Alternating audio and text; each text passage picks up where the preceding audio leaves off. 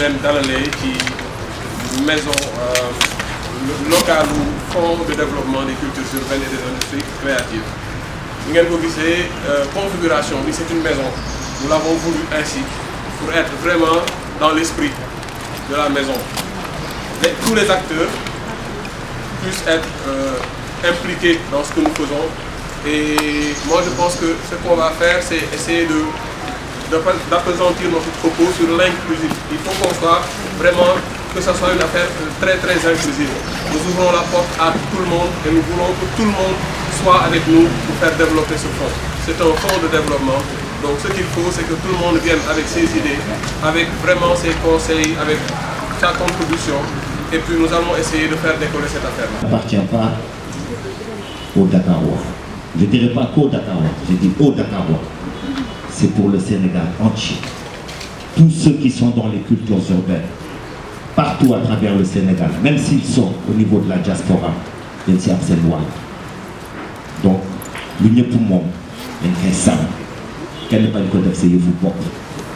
Kenn bañ a foog ne yow yaa moom fii yaay dogal ci bi lépp waxtaan la juboo weccoo xalaat. Lu ñuy wax waxtaan mooy dañuy wax après ñu tànn ñaari moo la waxtaan. Ñu tànn li gën ñu def ko. On a un gros défi. On a un gros défi, un gros challenge à relever. Vous le savez certainement, je ne veux pas vraiment mettre une mauvaise ambiance, mais on sait que dans tout processus où on tend vers la réussite, il y a toujours des gens qui feront tout pour que ça ne réussisse pas. Pour des raisons personnelles, ça c'est leur problème. Nous on est là pour travailler. Et bien que pour travailler. Et il n'y a pas meilleure bénédiction que de faire un travail dans lequel on s'épanouit.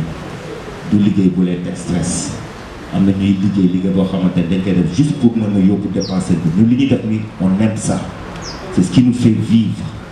Quand je dis fait vivre je parle pas d'argent, ça fait d'abord vivre nos âmes, notre esprit. ay nekk na woon jàmbaar taxaw boole seeni doole di daan doole ba am jàmm réew. Me voici en face de vous, avec ma couleur de noirceur d'ébène, mes dreadlocks, mon origine de Black Yai Fall.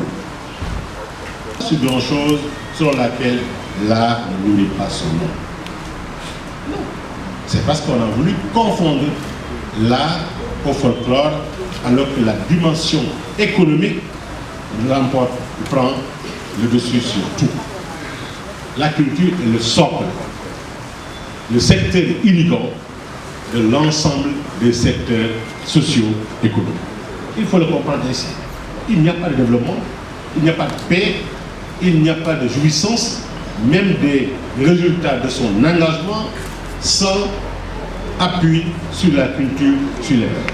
Le développement n'est rien d'autre que l'affirmation ou la diversité des formes d'affirmation des valeurs culturelles et l'héritage historique d'un pays. On parle de discipline, de génie créateur, d'organisation, de cohésion, de culture du travail. Ce ne sont rien d'autre que quelques formes d'expression de valeurs culturelles, d'une identité nationale, d'une projection également incarnée et qu'on veut faire prospérer et qu'on veut développer. Donc la culture, comme le dit le président Senghor, est au début et à la fin de tout. Maintenant, il faut marcher avec son temps et son époque. De partout dans le monde, aujourd'hui, on parle d'économie créative. Mais avec le dernier remaniement, l'intitulé, l'appellation du ministère fixe les orientations et les priorités en y intégrant industrie créative. Le président pense à économie créative, industrie créative, mais cela montre désormais une orientation claire de cette époque. Ce fonds créé, ça peut être un fonds comme les autres fonds créés, administrés de façon bureaucratique, avec des techniciens tout court. Et comme vous l'avez indiqué, le jour de démarrage, on va dire, des activités du Fonds de développement des cultures urbaines, nous avons voulu, à titre symbolique, inviter les acteurs dans le siège où nous sommes réunis aujourd'hui, pour non seulement lancer les activités d'une manière symbolique, mais aussi permettre à tout un chacun d'avoir, on va dire, de localiser cet endroit qui est la maison des acteurs culturels, des cultures urbaines et des industries créatives. Et par rapport au budget, vous avez eu à parler d'un budget de 1 milliard.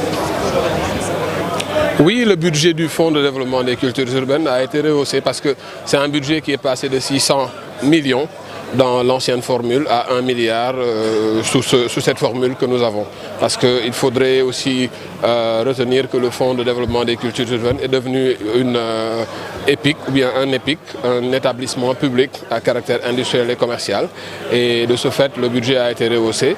Mais aussi, cela nous donne la possibilité, comme l'a suggéré quelqu'un tout à l'heure, d'aller faire de la captation de fonds ailleurs et d'amener beaucoup de partenaires. Son Excellence M. Macky Sall a reçu les artistes au Palais de la République. Il était question de discuter de tout ce qui se passe ailleurs, pas ce qui se passe spécifiquement au Sénégal. Parce que nous savons que Nigeria est devant, la Côte d'Ivoire est devant, le streaming frappe à nos portes. Les enjeux étaient de taille. Il fallait discuter avec l'autorité, qui est le premier protecteur des arts et des lettres, donc le premier artiste du Sénégal. Il fallait discuter avec lui et lui parler de la vision que nous avons, à vouloir que les cultures urbaines et les industries créatives puissent prospérer. Donc le fonds de 300 millions est passé à 600 millions et de 600 millions on est passé à 1 milliard. Il était question de discuter avec lui de différents projets. Le ministre l'a souligné, notamment la radio des cultures urbaines, la télévision des cultures urbaines et d'autres projets.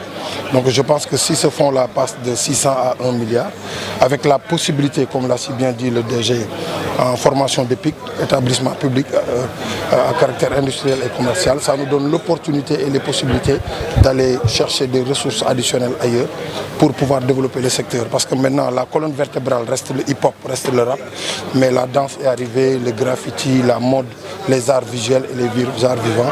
Le fonds est devenu vraiment une famille, donc on va dire la famille des cultures urbaines qui se retrouve.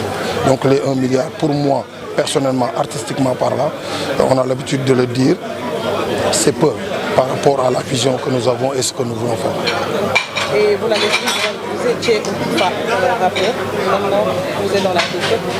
Quelles sont vos attentes par rapport au nouveau gouvernement qui sera mis en place, surtout au niveau de la culture? Bon, je pense que ça se lit sur le conseil d'administration dont je suis le président. On a voulu vraiment faire du management inclusif. On a vu qu'il y a au sein du conseil d'administration, des rappeurs ont été nommés, notamment BMJ, qui fait partie du conseil d'administration, Gunmore, meilleur album de l'année ou meilleur artiste de l'année, Cap de Cess. Dans le conseil d'administration, nous avons Zipha, qui représente aujourd'hui les artistes à mobilité réduite, on va dire, qui fait partie du conseil d'administration. Tout ça, c'est un management inclusif. Au niveau des chargés de mission, nous avons Degeti en tant que chargé de mission, et on ne peut pas parler de hip-hop ou de rap sans parler de Degeti et du Positive Black Soul. Nous avons Kokojin, nous avons Moustapha, le président de l'association AMA. Au niveau des conseils techniques, nous avons Fou Malade, Amadou Falba.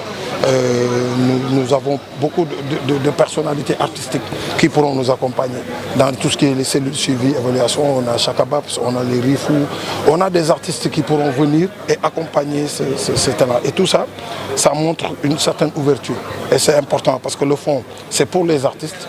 Donc la co-gérance aujourd'hui, c'est l'administration. Il faut magnifier et féliciter la rencontre entre le rap et la République, la rencontre des deux airs. Le président a nommé un fonctionnaire, Cheikh Ndiaye, comme directeur général. Il a nommé un artiste, Moustapha, ex-membre du groupe d'Abraham, comme président du conseil d'administration. Tout ça, c'est pour que ce couplage-là puisse fonctionner entre le rap et la République, entre les acteurs culturels et les fonctionnaires de la République. C'est important. Est-ce qu'on peut s'attendre à des changements de Non, je pense que bon, l'État, c'est une continuité. Tu vois, je pense qu'aujourd'hui, on vient de démarrer. Donc je pense que nous démarrons ce fonds-là avec le nouveau gouvernement. Le prochain ministre de la Culture qui va arriver, forcément, on aura des entretiens et des tête-à-tête avec lui afin de discuter sur cette vision-là, parler déjà de l'enveloppe